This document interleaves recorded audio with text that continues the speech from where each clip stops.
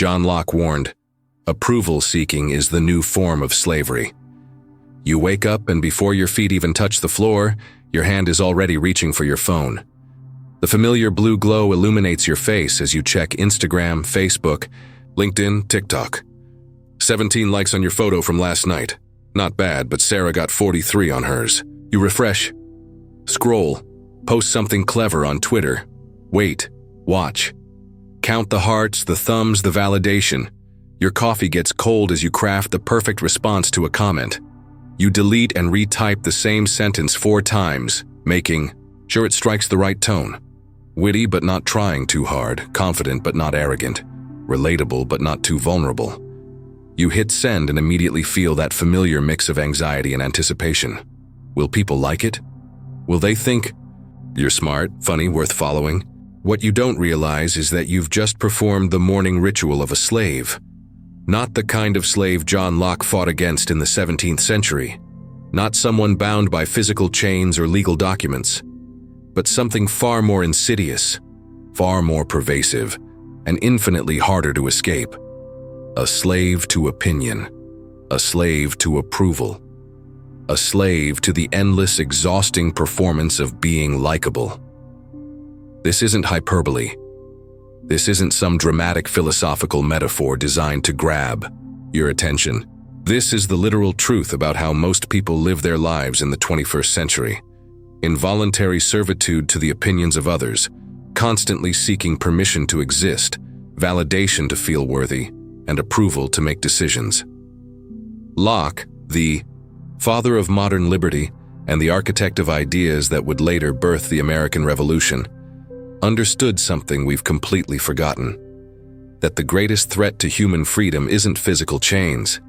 It's the invisible ones we forge in our minds, the ones made of other people's opinions, the ones we wear so long and so naturally that we forget they're there, the ones that feel like freedom because we chose them.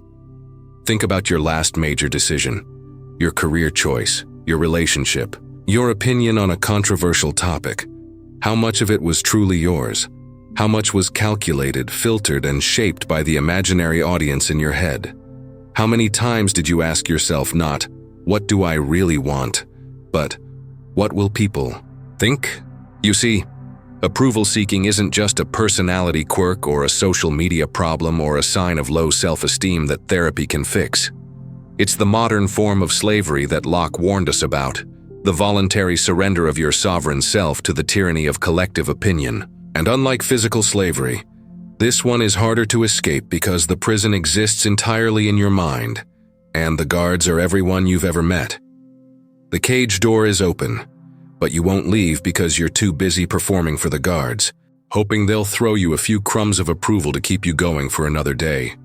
Every scroll, every post, every calculated smile, every careful word, every modified opinion is another link in the chain. And the cruelest part? You're the blacksmith, John. Locke didn't just theorize about freedom from the comfort of an ivory tower. He lived through its absence and fought for its birth. Born into 17th century England, a world where kings claimed divine right to rule, where the Catholic Church and Protestant authorities battled over who could control men's souls, where individual liberty was not just a radical idea, but a dangerous one that could get you exiled or executed. Locke spent his life in the shadows of power, advising revolutionaries, fleeing to Holland when his ideas became too threatening to the English crown, and slowly, methodically building the intellectual foundation for what would become the modern concept of human rights. His 2 treatises of government didn't just challenge political tyranny. It exposed the psychological mechanisms that make tyranny possible in the first place. But here's what makes Locke different from other philosophers. What makes his insights so devastatingly relevant to our current moment. He understood that the greatest threats to liberty come not from external oppression, but from our own willingness to surrender our independence. He saw that people could be enslaved not just by force, but by their own consent. And consent, he realized, could be manufactured through the subtle manipulation of human psychology. The state of nature has a law of nature to govern it, which obliges everyone. And reason, which is that law, teaches all mankind, who will but consult it, that being all equal and independent, no one ought to harm another in his life, health, liberty, or possessions. Equal and independent. Let those words sink in for a moment. Locke believed that independence, mental, emotional, spiritual independence, was not just a political right but a natural law, as fundamental as gravity, as essential as breathing. He argued that every human being is born with an inherent sovereignty that no external authority has the right to violate. Yet somehow, 3 centuries after Locke articulated these ideas, 3 centuries after they sparked revolutions and toppled monarchies, we've traded this birthright for likes, follows, shares, and the fleeting warmth of social approval. We've become voluntary subjects in the kingdom of public opinion. Locke's genius was recognizing that consent is the foundation of all legitimate authority. Governments derive their power from the consent of the governed. But here's the twist that applies directly to your life. When you live for other people's approval, you're consenting to their authority over your existence. Every time you modify your behavior, censor your thoughts, or reshape your very identity, to gain approval, you're signing an invisible contract that says, "Your opinion of me matters more than my opinion of myself." You're not being governed by kings or tyrants or dictators. You're being governed by everyone and no one, all at once. The tyranny is distributed, democratized, made pleasant and addictive. And that, Locke would argue, is the most dangerous form of slavery because it's the one you choose, the one you defend, the one you mistake for freedom. Think about the last time you posted something on social media. What was going through your mind? Were you sharing something that genuinely mattered to you? Or were you crafting an image, curating a persona, fishing for validation? Were you expressing your authentic self, or were you performing a version of yourself that you thought others would approve of? The question isn't whether you're free in the legal sense. Obviously, you can vote, speak, travel, choose your career. The question is whether you're free in the deepest sense. Free to think your own thoughts without needing them validated by others. Free to feel your own feelings without apologizing for them. Free to live according to your own authentic nature, rather than the constantly shifting expectations of everyone around you. Most people aren't living their lives. They're performing them. And the performance never ends because the audience never stops watching. Let's get uncomfortable for a moment. Let's strip away the pleasant fiction that you're in control of your own life and look at what you've actually traded away for the illusion of social acceptance. When was the last time you expressed an unpopular opinion?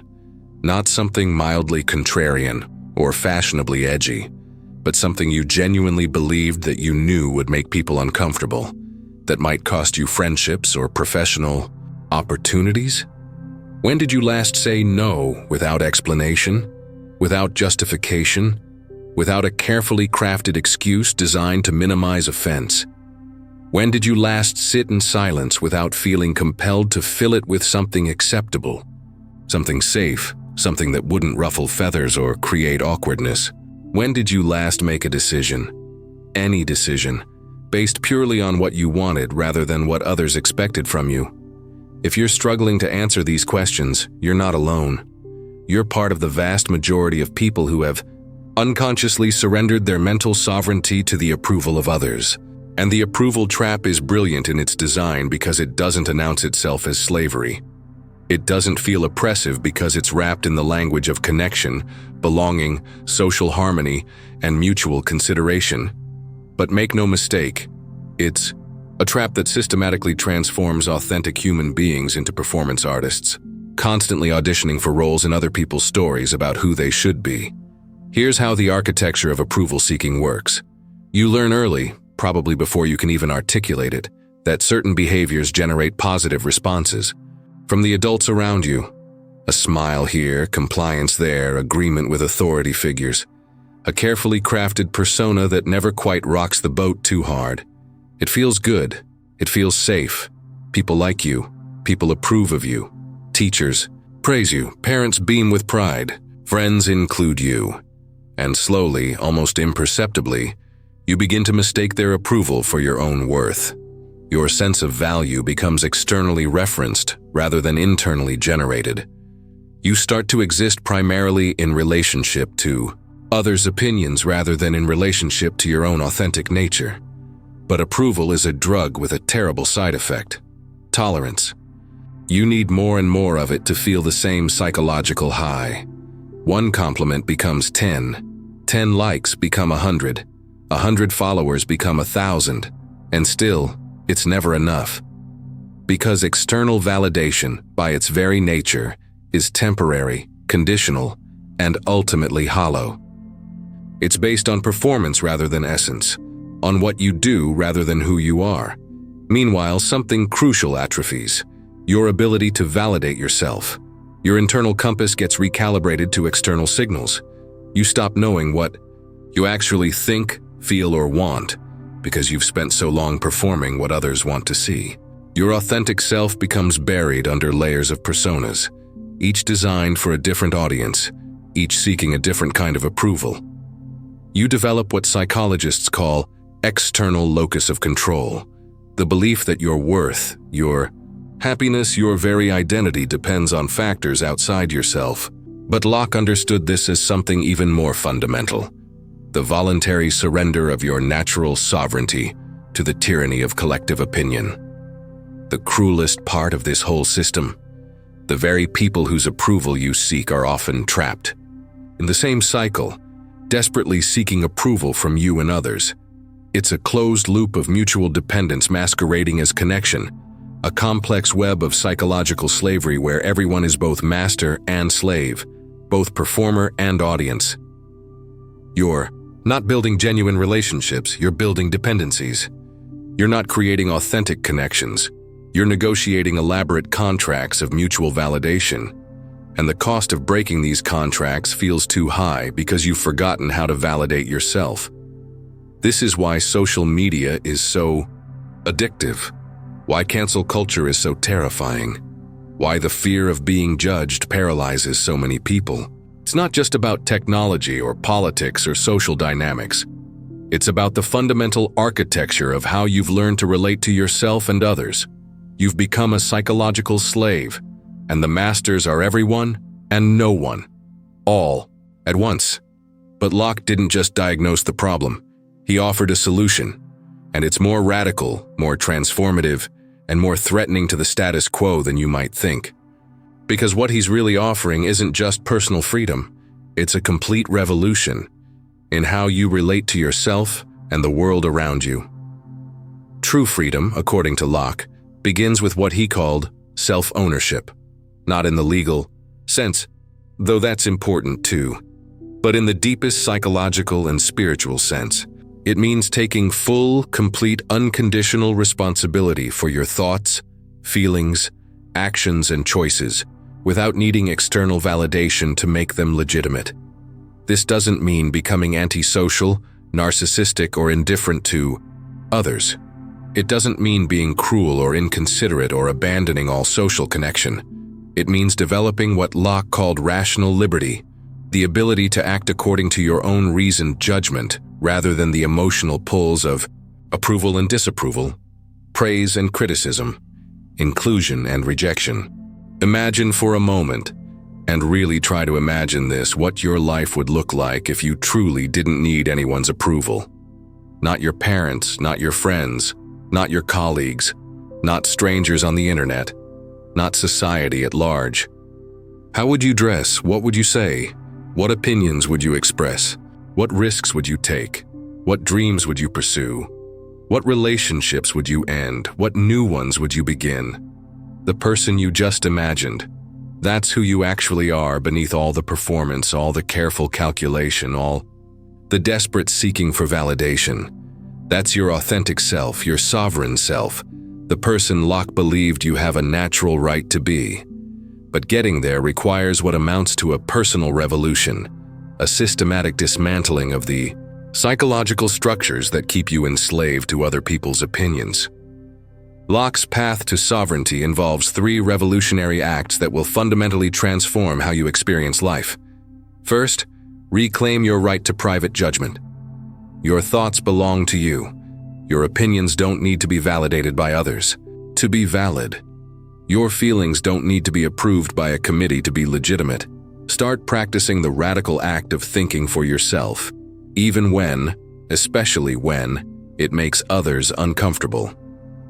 This means developing your own philosophical framework, your own moral compass, your own criteria for what constitutes a life well lived. It means becoming intellectually sovereign.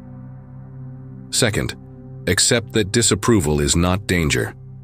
The approval-seeking mind operates from an ancient evolutionary program that treats social rejection like physical threat, abandonment like death. But in the modern world, disapproval can't actually harm you unless you give it the power to do so. Most of the time, other people's opinions of you are projections of their own insecurities, limitations, and fears anyway. When you realize that disapproval says more about the person giving it than about you, you become emotionally sovereign. Third, build your identity from the inside out. Instead of looking to others to tell you who you are, start with Locke's fundamental question. What do I know to be true about myself when no one else is watching? What are your actual values, not the ones you think you should have? What brings you genuine joy, not the things that make you look successful? What are you actually curious about, passionate about, committed to? This means becoming spiritually sovereign. The path isn't easy. Sovereignty never is. You'll lose some relationships, but you'll discover they were based on performance rather than authentic connection. You'll face criticism, judgment, even hostility from people who are threatened by your freedom. But you'll learn that criticism says more about the critic than about you. You'll feel lonely sometimes, but you'll discover the profound difference between being alone and being lonely, between solitude and isolation. Here's what Locke knew that we've completely forgotten. True connection is only possible between sovereign individuals. When you're not desperately seeking approval, you're free to offer genuine love. When you're not performing, you can be present. When you're not afraid of rejection, you can be authentic. When you're not enslaved to others' opinions, you can actually see them clearly, relate to them honestly, and offer them something real rather than just another performance. The greatest gift you can give the world isn't your compliance, your agreeableness, your careful avoidance of offense. It's your authentic self, messy, imperfect, sometimes difficult but genuine. Because authenticity is contagious. When you stop performing, you give others permission to stop performing too. When you claim your sovereignty, you remind others that they have the same right. The choice is yours, and it's the most important choice you'll ever make. You can continue living as a slave to opinion, checking your phone for the next hit of validation, modifying yourself to fit the ever-changing demands of others, performing endlessly for an audience that will never be satisfied. Or you can take Locke's harder path, the path of self-ownership, rational liberty, and authentic existence. Most people will choose the familiar prison of approval-seeking because it feels safe, because it's all they've ever known, because the unknown territory of genuine freedom is terrifying. But you're not most people, are you? You're someone who questions, who thinks, who refuses to accept comfortable lies in place of difficult truths. You're someone who recognizes that real freedom isn't given, it's claimed. And you're someone who understands that the most revolutionary act in a world of performers is simply being authentic. The cage door is open. It's been open all along. The question isn't whether you can leave, it's whether you will. Whether you'll claim the sovereignty that's your birthright, or continue living as a subject in the kingdom of other people's opinions. What will you choose?